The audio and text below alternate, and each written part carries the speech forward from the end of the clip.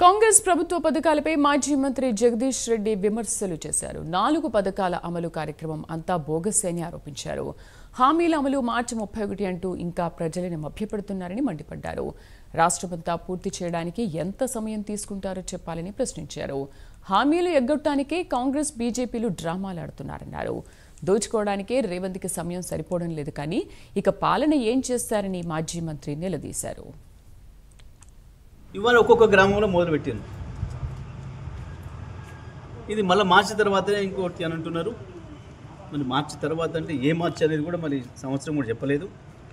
మరి ఈ మార్చేనా లేదా గతంలో డిసెంబర్ చెప్పినట్టు ఆ డిసెంబర్ పోగా మళ్ళొక డిసెంబర్ పోగా ఇప్పుడు జనవరిలో మొదలుపెట్టిండ్రు.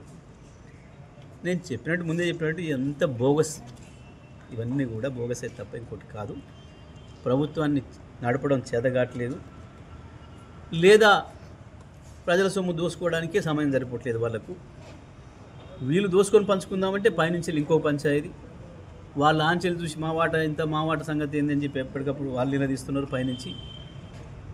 అదొక సమస్య ఉండగా మళ్ళీ ఇప్పుడు సాటుంగపోయి రేవంత్ రెడ్డికి అక్కడప్ప చెప్పుకొచ్చుకునేది బీజేపీ కాడ. ఇంకా తెలిసిందేమో కాంగ్రెస్ పార్టీకి, తెలియకుండా చేసేదేమో బీజేపీ పార్టీకి చేయాల్సిన అక్కర ఉంది.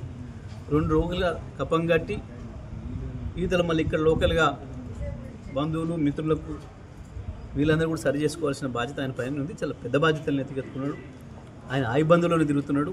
కాబట్టి కొంచెం ప్రజల సమస్యలను చూడడం ఆలస్యమైంది. కాబట్టి ప్రజలు కూడా జర క్షమి